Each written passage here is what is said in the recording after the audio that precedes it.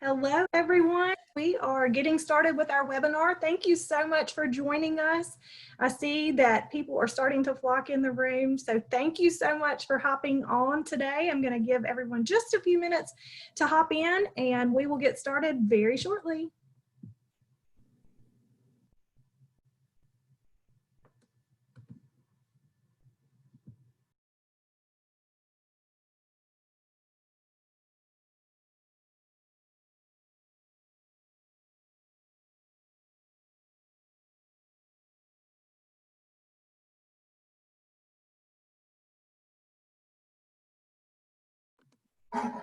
Okay, it looks like we have everyone in the room today. Thank you again so much for joining us for Phi Theta Kappa's Workforce Wednesday.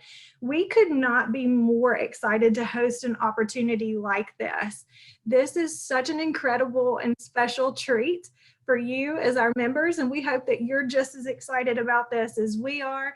My name is Kristen Grissom, and I am the Vice President of Scholarship and Membership with Phi Theta Kappa, and I'm joined by some really distinguished staff members that serve alongside me at Phi Theta Kappa. This is Miss Erica Bowl that you see here, and she'll probably give you a quick wave to say hi. I know many of you know her from working with her directly at Phi Theta Kappa, as well as Christopher Bingham as well. I know so many of you, especially from Division II, know Christopher, and I think it's such a treat to be able to bring everyone here together for this exciting opportunity. But if there's one thing that I know about Phi Theta Kappa, it's that diversity and inclusion is so important to us. And why that's important is because so many of you are different and you have different personalities, you have different interests, different career paths. But the cool thing about Phi Theta Kappa is that we don't just serve one type of student. We don't just serve a transfer-bound student. We don't just serve a workforce student. We serve you all. And one thing that I think that Erica and Chris would be so excited to share with you too is the fact that we are sharpening our skill sets and providing more opportunities for our workforce-bound students. And it is such an honor to be able to introduce you to Michael Storey as well. You'll see him here on your screen. And Michael is a Phi Theta Kappa alumni. And it's really a treat for you because he not only was a former international officer with Phi Theta Kappa, but he is also an entrepreneur, someone who has served not just Phi Theta Kappa in a leadership role, but has done a lot with his local chapter. He was a student just like you. And we hope that this is something that you can relate to, no matter where you are in your educational pathway or your career pathway, or guess what? Maybe you're in between the two and are trying to figure this out for yourself. That's cool. And we really embrace that because we know that life happens and it happens to all of us. And we want you to have options, which is exactly why we're here. So we wanted you to be able to experience such a treat with hearing Michael's story, what he experienced as a Phi Theta Kappa member, some skills that he developed as a member, and how that really benefited him when he got into his professional career as well. So Erica, did I leave anything out about today's session?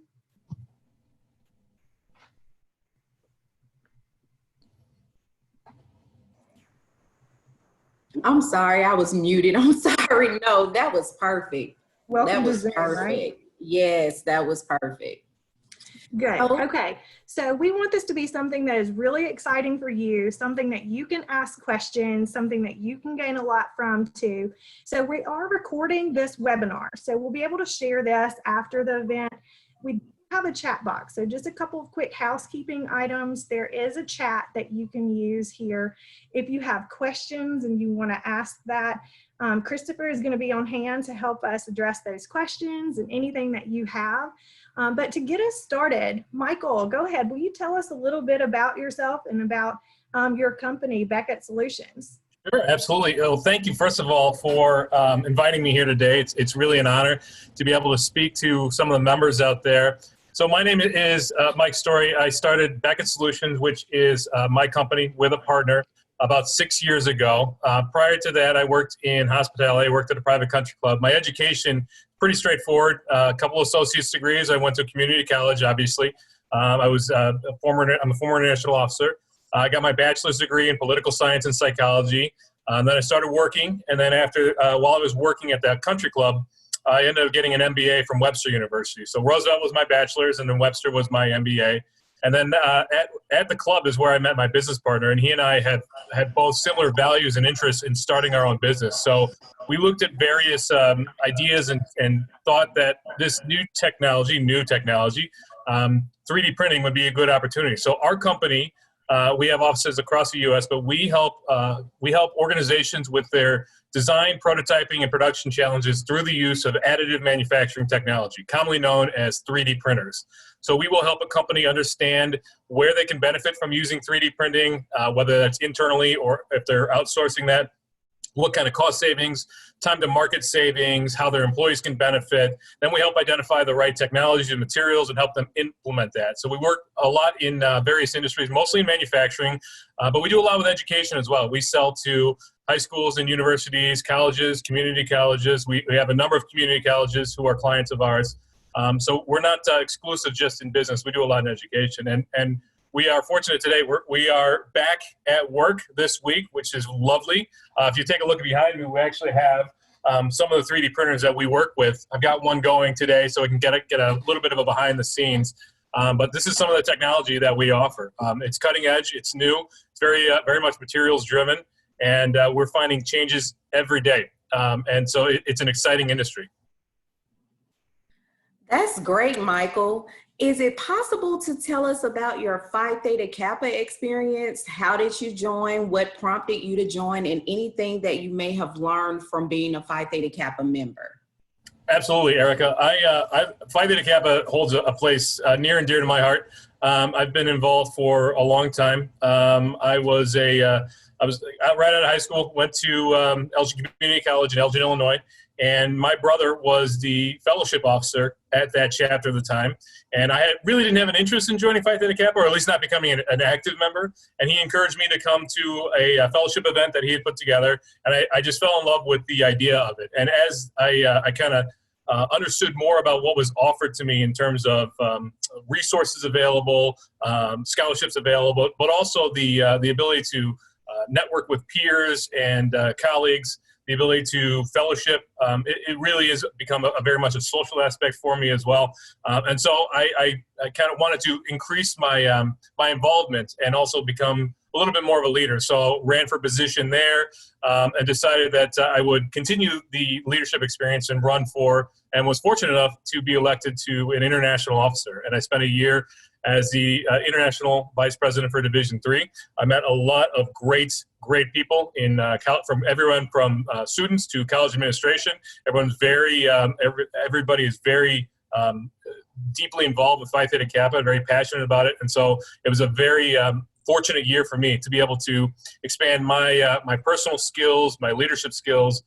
It really made an impact on me, and that's why I continue to give back, both at my local chapter, at the regional level, and the international level. And it was unfortunate that we weren't able to have Phi Theta Kappa Catalyst in person this year. It's an event that I always look forward to, but I thought virtual Catalyst was really wonderful. You guys did a great job, so congratulations on that.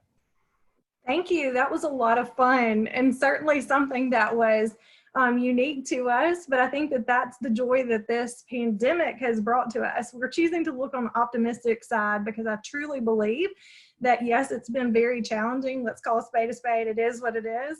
But at the same time, through this pandemic, there's been a lot that I think that each of us, individually as well as professionally and personally, have been able to conquer through the pandemic. But speaking of which, through the pandemic, what has the pandemic taught you, and how have you been able to leverage the skills that Phi Theta Kappa helped you to cultivate now to make you better in your business? Yeah, that's a great question, Kristen. And when we've learned a lot, when it comes to some of the skills, one of the biggest things that Phi Theta Kappa really helped me with was communication and the ability to work with various groups and communicate with various groups. And we're seeing that more now than ever in a post-COVID world. The ability to communicate instead of being person to person over the phone or in these virtual meetings through virtual communication such as email, and even we are doing more marketing, direct marketing, actual physical pieces of mail. Those are all forms of communication, and Phi Theta Kappa was really instrumental in helping me develop the various methods of communicating that I've used throughout my entire career, both at this company and my previous employment. It's been very, very challenging for a lot of people, and I understand where people are coming from, but we've been fortunate enough that we have some great people involved that are helping us to push forward with really great communication skills. So in addition to that, technology is become a big question and a big resource for a lot of organizations. And we're seeing a big shift in how organizations do things, how they work now, and technology plays a pivotal role in that. So really understanding technology, how to implement it, what the future looks like for various technologies that organizations use is a really important. So kind of that forward thinking, that's another really great skill that planning an organization and forward thinking. What does this look like a week from now, a month from now, 5 years from now, and what is this technology? What's the good, bad, and the ugly look like? And then how do we prepare for that? We're doing more stress testing.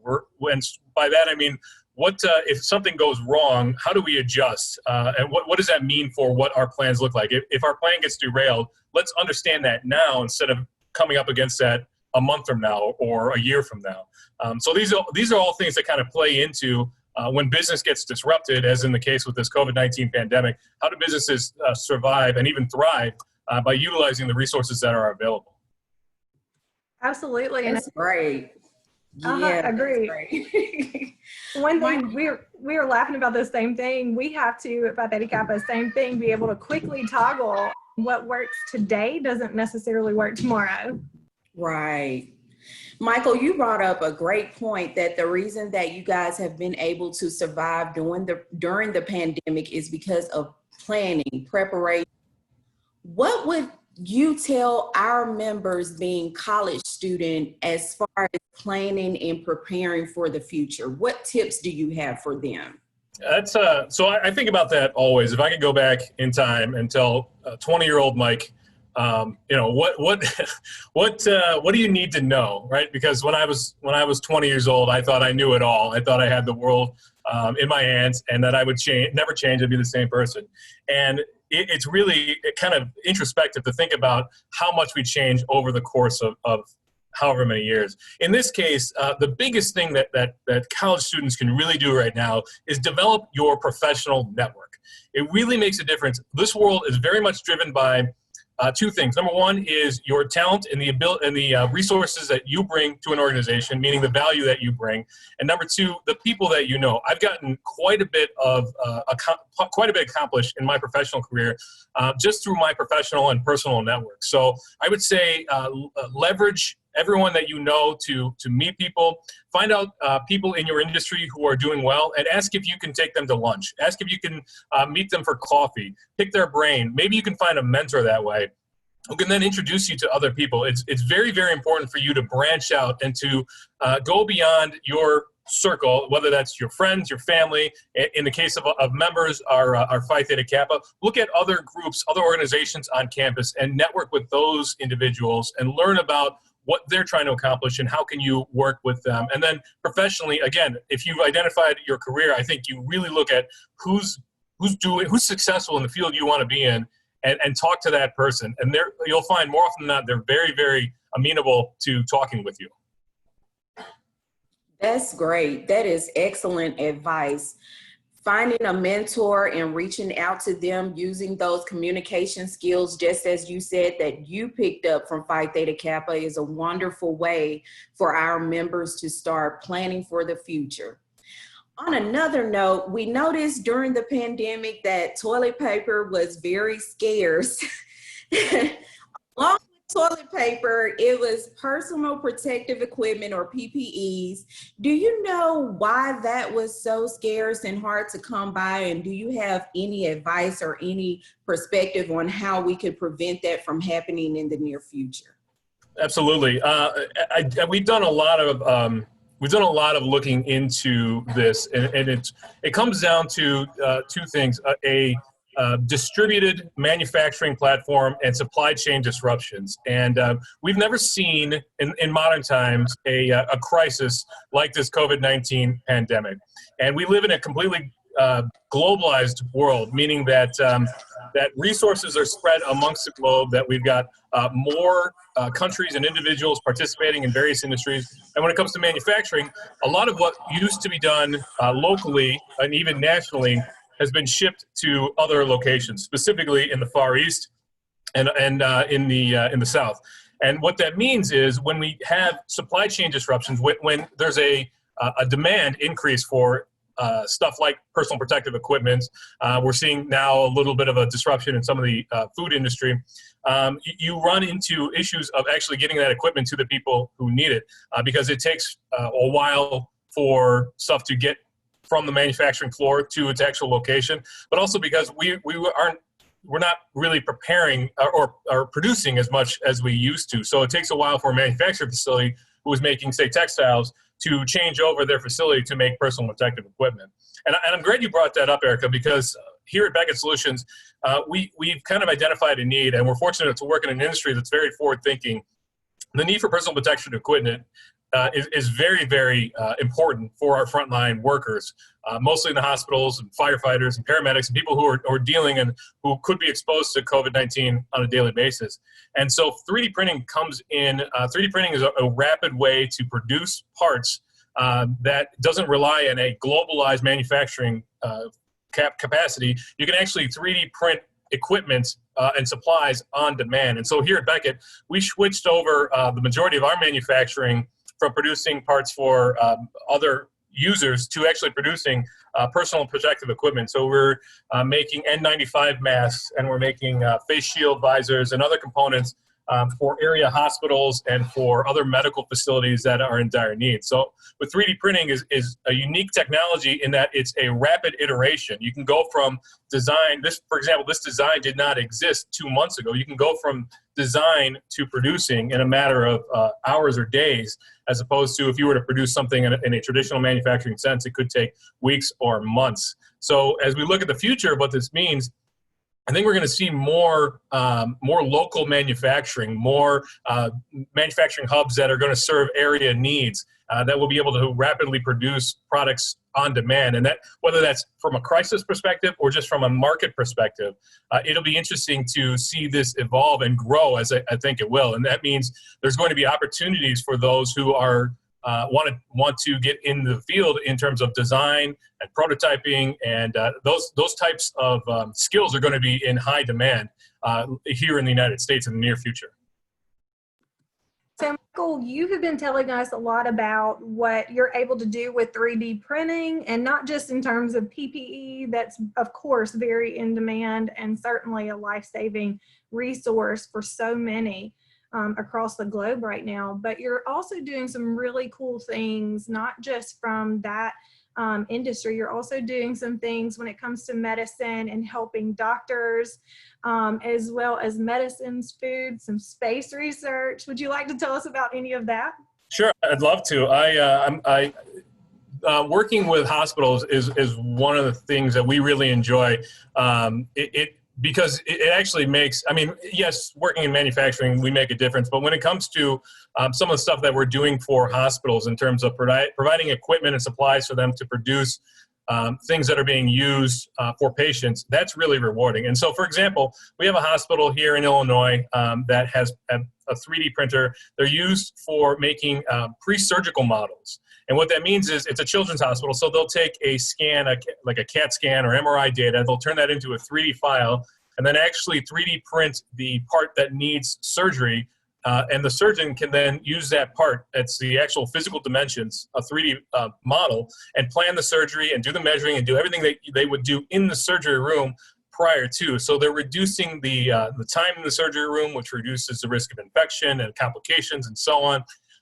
And so it's really rewarding to see that being used, especially for, like I said, this children's hospital. There's another hospital that works with veterans that is using 3D printing for prosthetic purposes. So they're actually taking, it's interesting, so for those amputees, for example, they can take a scan of, let's say you lost your right foot somehow they can take a scan of your left foot, they can flip the image in the software, and then 3D print a prosthetic model that matches your foot. And there's something psychologically very beneficial to someone to be able to see their own parts, for lack of a better term, being on them, as opposed to something that's just a generic prosthetics. And the other thing about that is, with prosthetics, we're able to, again, we can scan, so we get exact dimensions. We know exactly what we're looking for. You can custom make the prosthetics. So there's less time for fitting and less revisions, and you have less chance of sores and infection and all sorts of things that come with prosthetics. It's really exciting to see how the technology is being used in medicine on the forefront. So that's a really good point, Michael. And to what you were saying, we had a question from a student as well that's on our chat. So definitely keep those questions coming. But to this same avail, PPE is of course very important, but it's great to be able to toggle and see the need to think like what you were talking about in a very proactive way. Just this student was battling up against some challenges where the college didn't perhaps see the need then, but obviously it's a huge need now. But the question really was about, how do you encourage people to participate more bravely and boldly when it isn't something as serious as PPE, but it's something that will really help first responders moving forward? If you feel passionate about something, anything, an organization, a cause, and you might not think it's as important as other things going on, don't be discouraged in that. But the best thing that you can do is gather, this is really where our industry comes in, or how we work in our industry, is to gather testimonial and provide exact examples of how this could provide value and what problem this solves. So I don't know what the student is asking specifically, but if you find that you have a cause that you think is going to be beneficial in the future, and it might not be in the forefront right now because we have a lot going on, that's fine. But think about the future. What problem does that solve? And then exactly how does that benefit those direct parties, indirect parties? What kind of externalities are you looking at? What kind of negative externalities are you looking at? And do those negative externalities outweigh the positive? What kind of unexpected positive things could happen from pursuing this path? And actually laying that out for people can help them understand exactly where you're coming from and how people could benefit from whatever the cause might be. That's a really great point. And one thing too that has been really resonating in my mind is about being a disruptive force, right? Sometimes I think that the term disruptive can have negative connotations, but in this environment that we're in, COVID or not, I think it's really great to think about that in the opposite spectrum, in terms of being a positive disruptive force. So situations just like this that the student was talking about, not taking that no as a no, but be a positive disruptive force to really push forward and look around for other resources and ways that you can push that agenda forward. So maybe getting involved with your Phi Theta Kappa chapter, maybe making some connections and networking, because you never know if your Phi Theta Kappa advisor has a connection with different chairs or departments at your school or your college administration to help present this in a different way. And guess what? That also teaches you some new leadership opportunities too, and helps you to sharpen your skills as well. So be that disruptive force. Don't look at that as a negative thing, but I think that more now than ever, we've had to be disruptive in the way that we think, in the way that we carry out our work, the way that we study, and the way that we approach situations.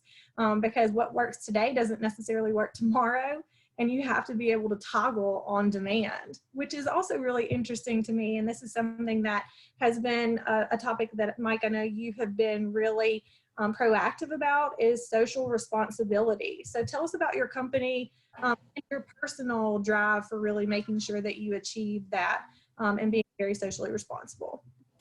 Absolutely. So we build our business with the idea of corporate social responsibility in mind, and that strives from my business partner and I's personal values. And we're fortunate to be a local force, and we both grew up locally and have ties to the community. And so that's really where, besides the family values, the education institutions that I was a part of, Elgin Community College, Roosevelt University, Webster University, all have values that strive for corporate responsibility, meaning that a company is not just beholden to the shareholders and to profit, but actually is one of the core values is making the community, and whether that's a local community, the larger world community, a better place. And so we strive to be aware of that and to make decisions in our business that are very much in line with our values of corporate social responsibility. We want to leave our community a better place than where we came in. And so we work with businesses that have that same mindset. And then we also like to give back. So a lot of our time, people think about charity and how money does a lot of good, but a lot of time as well. So if you have the ability to, you might not have the ability to create a lot of wealth for an organization, but if you have a passion for something, just the giving of your time is very, very important. And so we strive to be beholden to the community in that regard as well. So yeah, so that's one of the values on which we built our company. That's great. Just knowing that you guys take the time out to be socially responsible during this time is volumes of your company, Michael, and we appreciate it. Thank you. Question from the chat box. We have a student that is thinking about going into 3D printing. The question they want to know, what is it that they can do to obtain the education needed in order to proceed with a career path in 3D printing?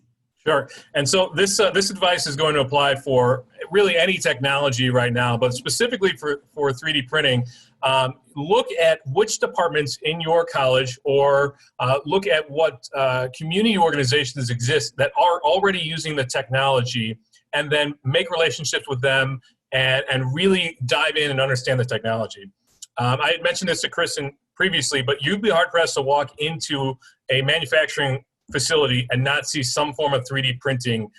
So companies are already using this technology, and those that have an understanding of the technology, the applications, what problems it solves, the materials, et cetera, those individuals are going to have a huge leg up when it comes to entering the professional world, because companies, they will train if they have to, but they would much rather have somebody understand this already. And not saying that you have to be specifically trained on this piece of equipment, for example, but understanding the various types of 3D printing, the 7 different types of 3D printing, understanding what materials exist, keeping up with material science, what new materials are coming out, and then talking to the professors and the administrators in your college who are using that technology and seeing how you can, what resources exist for you there. Do they have 3D printing classes? Can you use the 3D printer there? If you do your design, do they have design classes? Do they have a 3D printing program or a certificate of some kind?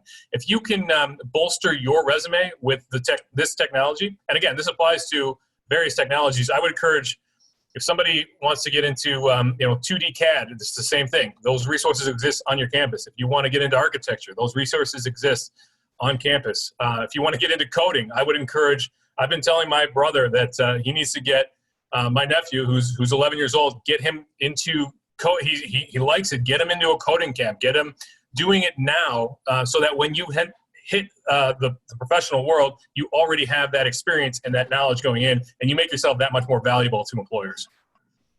That is so true. I was speaking with a colleague about that earlier today, about being ready. And if you have skills that are already there, employers really love that. They love that you have those skills and you can jump right into the workforce. So that's excellent advice, Michael. I have another question. I know the pandemic has tapped into a lot of skills that we did not know that we had. You mentioned earlier that communication was a skill that you often use in your company. Is it something, or what other skills have you just really relied on during the pandemic to help you push through? Yeah, so I was, this is one that's I think is very important, and I forget about this sometimes also, but branding of yourself.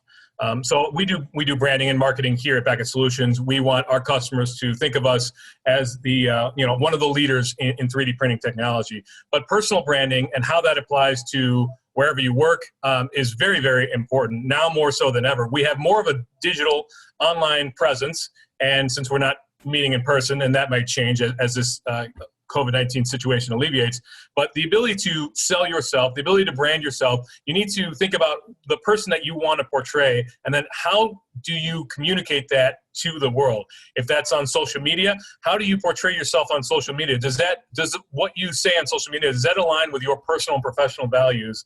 And if not, what can you do to change that? Because employers, organizations, friends, family, we all have a sense of who we are and who we want to be. And being able to convey that effectively really means a lot to people when you get out in the world. And you can see that in college too. I mean, the ability to brand yourself the way that you want to be perceived is a vitally important skill that I didn't think that I would need when I was in college. But also sales, this kind of goes along with it, but sales, the ability to sell something, maybe not so much if you're not into sales. Not everybody wants to be in sales. Frankly, nobody majors in sales when they're in college. I didn't think I'd be in sales, but I've been in sales for 12 years. It's great at times. But what I'm talking about specifically is the ability to sell something. If you're an accountant, if you are accounting, people think of it, it's just a straight science, but there is some art and math involved in accounting. The ability to sell, if you have an idea about something within your organization, the ability to sell that to your colleagues and to your superiors is going to be important. The ability to sell yourself in job interviews and on a resume. You might not get the chance to sell yourself in person. So how do you sell yourself on a 1 or 2 sheet piece of paper as you're applying for a position? You need to learn to develop the skills, how to put yourself in the best light and how to communicate that to people that you want to influence. I would highly recommend that people check out How to Win Friends and Influence People. It's a very, very valuable book. I try to read it every couple of years because there's a lot of insight there. There's a lot of great resources on sales that are specific to selling, but help you understand how to. Again, it's about how to communicate, how to identify what you want to accomplish, and then how to communicate to people so that you influence them in those decisions. And I think that's something that we don't really teach much, and is very, very important. I could not agree more. And we had a student that just asked this question too. He was not going into 3D printing, but he wanted to focus in accounting and really how to make himself indispensable, really, in that field, no matter which field you're in. I think that the very things that Mike was talking about, you can leverage in any career field of your choice. And I think one of the biggest things that really helps any manager or anyone who is working alongside you in a team environment could really use you being proactive. And more than anything, I think that we have to keep up with the fast-paced nature of this world. And the ways that you can do that is doing your homework, just like what you're doing in your school environment right now. You're studying, you're researching, you're taking note of what's happening around you in your environment, in your community. But more than that is that you're doing something with it. I think that you can go the extra mile all day long and read about these things, but unless you're selling yourself in terms of what Mike was talking about, really just making your point or your ideas known to others is really where the rubber hits the road. So when you want to be a value added asset in a team environment, make sure that you're being proactive and you're sharing advice, you're jumping in and being very participatory. Take the lead on projects and come up with new ideas. But don't just come up with new ideas just to have an idea. Don't think so much at the granular level that it's hard to carry out that task. Think about the granular pieces that make a project work, but also think about the big picture. How is it going to impact someone? What will it do? And what's the outcome that you're hoping to achieve? If you really want to gain the influence of other people and get them to buy in, I think you have to make sure that you're accomplishing a goal that you're all working towards. And it can't just be a me project. And so I think that it's really cool that we have the opportunity to connect with Mike today too, because he has this company. He has a company with a partner and you carry out so many different tasks. But what has been the biggest challenge that you've faced in this dynamic with your partner in a business environment? Have you clashed heads ever on an idea?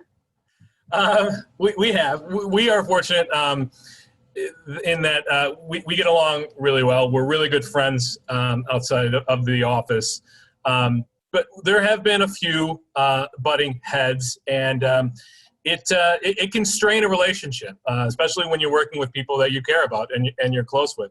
But we're both fortunate enough to be understanding that we need to take a step back at times when these happen, understand how did we come to this place, and then how do we address it going forward so that we kind of take the emotion out of it and continue on with a path that works for everybody involved in the organization. It's not just my partner and I, it's all of us here at Backgate Solutions.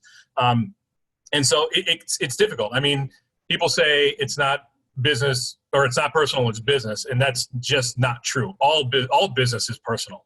That's the only way that we do business. And especially when you work with people that you care about and trust, you run into issues where you're going to disagree. And that's just the fact of the matter. And I will say it's best to kind of identify, I hate to use the phrase, but choosing your battles. It makes sense to kind of take a step back and understand, is this something that I'm really, this is a hill I'm going to die on. I need to really push this across. And if that's the case, that's totally fine. Understand that, identify the way to best approach it. This has gotten us in trouble, is just the communication part of it as we go back to it.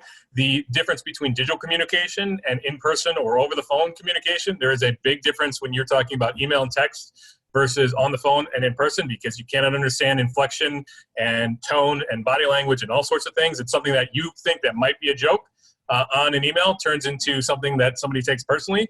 So be aware of that. I'm of the mindset that if it's important, it's better to pick up the phone and actually talk to somebody in person as opposed to sending an email, which might be quicker and easier. So to answer your question, Kristen, I don't have the perfect answer when it comes to avoiding conflict with my business partner, because it's happened and it will likely happen again in the future. But we are fortunate. We complement each other very, very well. And so I would say working with people that you have a good complement with, he's very, very good on the accounting side of things and the finance side of things. And so he kind of takes the lead on that. And I'm a little better on the marketing and the branding side of things. And so our online presence, our website, our social media, that's more of my domain. When it comes to taking out the trash, that's just who's ever garbage can fills up faster. So. And if somebody's mad at you today, it's your turn to take the trash out. Yeah, it's little things like that will make a big difference. That's right. Well, hey, we wanted to take a quick minute. I know that you had talked about showing a behind-the-scenes tour. If you're good with that, of what your 3D printer looks like, and show our members what that's like. I'm excited to see this in action and see what this is all about.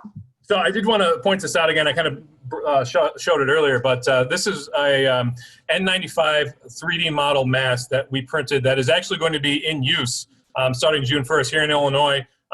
Dentist offices will reopen. So I have a colleague who is very concerned, and so we printed this mask for her, and it's interchangeable filters that can go in there, and it's something that will help her avoid contamination. But so here at Backgate Solutions, we sell a number of different 3D printing technologies. We work with thermoplastics, which most people know of as filaments. That's thin lines of plastic that's meltable on spools. We work with liquid photopolymers, which are resins that are UV curable. And then we also work, the one right behind me is our metal 3D printer. So I'm just going to take you around the room real quick and kind of show you what we have. So right here, this is our liquid resin 3D printer. So we will put a resin in the base, and then we use a light or a laser to cure it and create models that way. We've got a couple of FDMs, which are printers that use spools of filament like this right here to, we pass the, see right here, we pass the filament through the line into a heated nozzle, and then it melts the plastic and extrudes it, meaning it pushes it down and lays down successive layers. Got a smaller one right here. This is called SLS, selective laser sintering. This is a bed of powdered material. Again, it's a thermoplastic, but it's powdered material. And that will, we use a laser to actually melt the particles together to create models that way. And then this is our newest technology. This is a FDM FDM stands for fused deposition modeling. That means extruding plastic or some kind of material, metal 3D printing. So we actually can produce metal components in this printer. And so the equipment that we have here in-house, as you can see around me, we've got all the material there as well. The equipment that we have in-house is used for demo purposes, so people can understand the technology and see it in action, but it's also used for producing parts, whether that's a benchmark part for a prospective customer, whether that is a part for somebody who needs a series of something or a one-off, somebody who come to us and say, I have an idea for a product, we can help them with that. I'll just quickly take you into, just show you some of the parts here. And we are kind of running out of space just because of everything that we print, but you can see we've got shelves of parts. I'll save the big one here for a second, but we got just a ton of stuff in here. Is a lot of plastic and a lot of nylon and so on and so forth. And then this is our, you see the size of it. It's kind of tough to set back here. And yeah, here we go. So this is our largest 3D print in-house, and it's about 4 feet tall. And so that's a completely different technology, but it's really exciting at being used in a lot in the like advertising space to produce pop-up displays and that kind of thing. And so there's also, we've got the warehouse in back, we've got the conference room, all sorts of things, but those are all boring. Everybody basically just want to see the printers, and so there we are. That was great, Michael. That was a wonderful tour. I know that our attendees are so grateful to you for showing us that, and I'm still amazed by the 4 foot. That was awesome. How has the demand for your services increased in the pandemic? It's gone up quite a bit since the start of the COVID-19, and largely because of the challenges with getting supplies and equipment and manufacturing that has been offshored or is now national, getting those and it's not just hospitals, but companies are still producing parts, are still manufacturing. And so the ability to produce parts, it might not just be parts, but it might be manufacturing aids, jigs and fixtures and tooling and functional prototypes and those kinds of things. So the ability to take parts and as we're looking at manufacturing and how that evolves, the ability to switch over and iterate more quickly has been hugely in demand. A lot of companies, again, are producing the supplies for COVID-19 relief, which is great to see so many companies step up and do that. We're working, Ultimaker, one of the brands that we sell, they have a wonderful kind of network, a program where those who have 3D printers and capacity on their printers can join this network, and then as requests come in, it gets filtered down, and so it's kind of this not undistributed method of producing these parts, but the demand is there, and if nothing else, COVID-19 has shown how valuable additive manufacturing is in a world where if you stress test your business, as with the case of COVID-19, if things go wrong, additive manufacturing is one of the solutions that can help alleviate those issues. So it has shown companies that this is a very valuable technology. Those that might have been considering in the past are now strongly in favor of it. That's great, Michael. Actually, in that same subject, we have a question from one of our attendees, Athena. She said she wanted to be able to provide recycled goods to 3D printers. And she said that apparently there is no consumer goods that can be used for most production. And her question is, what is being done within the field to let in-community recycling like this occur?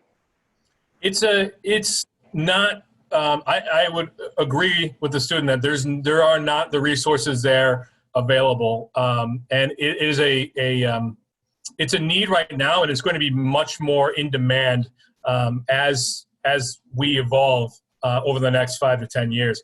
And I agree, it's unfortunate that we don't have those practices in place in order to take our plastic waste and turn that into 3D filament. There are small scale operations that are doing that are taking Coke bottles, which are made from a particular type of plastic, and turning that into filament. There are companies overseas. There's a great company that actually pays locals in third world and developing countries to collect plastic waste, and then they're turning that into filament. The market isn't there yet for it, but as sustainability and as eco-consciousness becomes more of the forefront, I think you're going to see more and more of that coming out. So the best thing you can do right now is just kind of lobby for that kind of technology to continue to grow, and work with administrators and politicians and those that are in charge of putting policies in place to help them understand that we do have some sustainable methods in 3D printing, right? If we use PLA plastic, for example, polylactic acid, it's made from corn, basically, cornstarch. So as long as we have sustainable farming methods in some capacity, we are contributing to the sustainability. The other thing is, when we talk about local manufacturing, now we're not shipping goods as far, we're not using the fossil fuels as much, we're not, it takes a lot of energy to run traditional manufacturing. We're doing less and less of that. So there is some sustainable methods, but I would agree with her that there is a huge opportunity there that nobody has really capitalized on. So if she's passionate about that, I would encourage her to pursue that going forward. Okay, and you actually led into another one of our questions. We have Michael that also sent in a question about your company in particular, and I don't know if you covered this earlier. His question is, when it comes to 3D printing, are you guys special order makers, or are you mass producers in some cases for some products? Everything. So we're not big enough to say this is this is what we do, this is our core competency. I will say predominantly that we sell and service the equipment. So our goal, and this is where we understand best, is we can understand a company's needs and where they can benefit from the implementation of the technology, help them understand that, and then put the technology in place. But as you can see, we've got a number of 3D printers here in our office. And so we will do manufacturing for individuals, for companies, for schools, for those who need it, whether that's a one-off or a local display company needs 500 of some small widget. We'll do that as long as we have the capacity. We're very flexible in that regard. We're not set up where we have everything feeds into one and we've got one feedstock and that's all we do.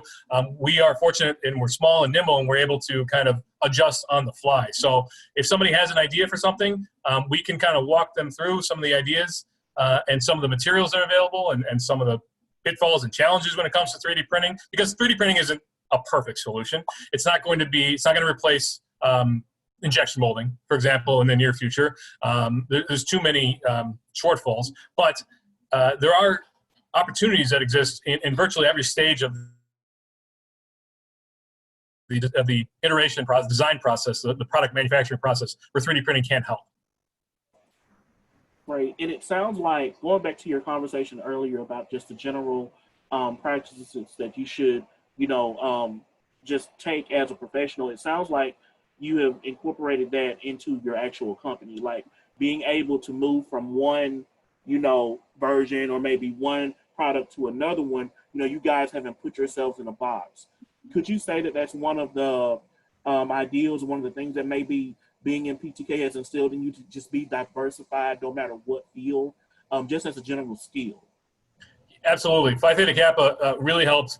I mentioned it earlier, being nimble, the ability to adjust on the fly. Change is a constant, it's going to happen. And so you need to be prepared and be able to react to that quickly and efficiently.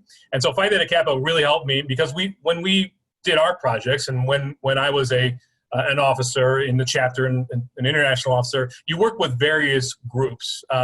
You work with various groups that have sometimes collaborative interests and sometimes competing interests. And so as things evolve and as things change and as you go through meetings and different processes, you're going to need to adapt. And so that's kind of how Beckett Solutions has been able to gain so much traction, is the ability to adapt and adjust to customers' needs.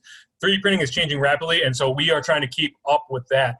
And companies and individuals who don't have that ability, who kind of sit back and say, well, we're already on this path, and change is coming, but we've kind of already invested this much, so let's just move forward as is, and we'll see how it shakes out. I the concept of sunk costs are very kind of tie in here as well. If you've invested so much, you feel like you should continue on this path, even if it's not the correct decision. That's right. That's an accounting, that's an economic term. But it's very important to think about. Listen, if we bring on a brand and that we think that brand is going to be excellent, and then it turns out there's no market for it, it just doesn't sell for whatever reason, or it doesn't work, we cannot continue to invest money and time in that technology if it doesn't make sense. We need to be able to cut our losses and say, all right, what do we learn from this experience? And I think that applies to students, and Phi Theta Kappa really helped me understand that as we looked at developing our own programs and that kind of thing. The ability to adjust as needed is very important. Thanks so much for that. That is excellent. Absolutely, Chris. Same thing. You're spot on with this. I'm sorry. With kids. But nonetheless, like, I think it's so important. So many students are struggling. Which way do I go, right? Do I stay in school, or do I push forward and get into the workforce? Because the pandemic has just really introduced so many new challenges. Do you have any advice for students who may be struggling with that? Absolutely. I think we're fortunate that we live in a society that will that is really evolving towards accepting failure. And what I mean by that is it's okay to fail. And it took me a long time to understand that. It's okay to try something and for it not to work out. What's not okay is once you try something and it doesn't work out, to not learn anything from that, or to try to continue down that path that doesn't make sense. However you feel about Tesla, the organization is of the mindset of fail fast.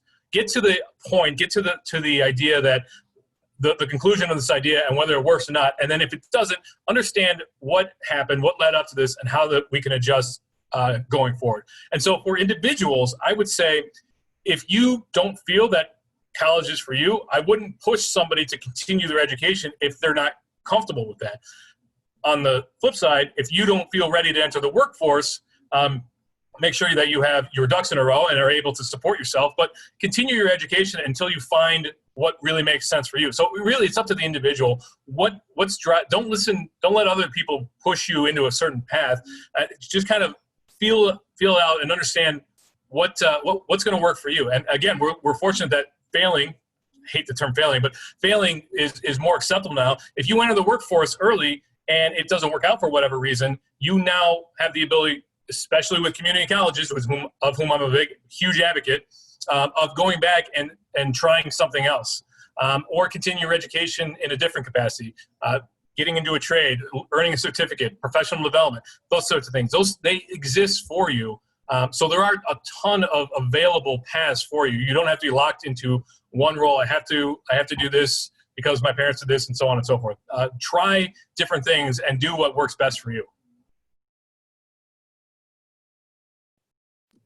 I think that this has been a really incredible and helpful session, not just for, and I hope it's been for you, but I know it's been for me. And Erica and Chris, look, they're raising their hands too. Mike, truly fantastic job. Thank you so much for sharing your heart, your passion for what you do and really helping students improve. So Erica, would you mind telling us about the virtual series and things that we have coming up this week? Sure. Tomorrow, guys, 2 p.m. Central Time, we will be doing a training Thursday, building a stronger resume. It will be a Zoom meeting as well, and that is tomorrow at 2 p.m. Central Time. On Friday, we have Fanatic Friday, PTK Palooza. That would be on PTK Facebook and Instagram. So make sure that you guys go to our PTK Facebook and Instagram page for more information about the PTK Fanatic Friday. Just as Kristen said, Michael, we really do appreciate you for joining us, but most of all, we appreciate all of the hard work that you are doing during this pandemic. The face mask and all of the PPE equipment that you are able to make with a printing machine is incredible. And I think you speak volumes to students when you say that you were able to transform the things that you were doing before and just meet the needs of the current economy. And I think that's so important in today's time. No matter what your educational background may be, take those skill sets and use it towards something that will be beneficial for you and the community around you. So we appreciate you, Michael, so much. Well, thank you very much. It's been an absolute pleasure. It's great to see your lovely faces here. Missed seeing you all at Catalyst this year, but I would echo that, Erica. And Kristen said this earlier, being a disruptor is not a bad thing.